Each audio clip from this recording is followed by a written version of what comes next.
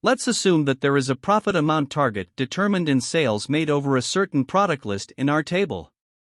In our table where the number of sales from which product and the total amount are determined, we can use the target search feature of Excel to find out how many sales of Ataş product are made, to find out whether we can reach the determined sales amount target.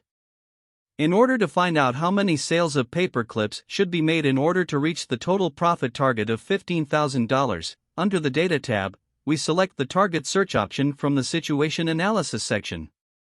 In the window that opens, we select the cell with the total amounts of the sales made as the cell to be adjusted.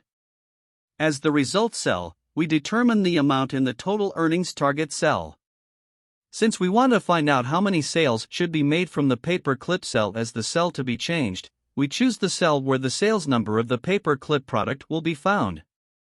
Finally, after clicking OK, Excel will make the necessary calculations for us and show how many sales of the paper clip product we can reach the profit target.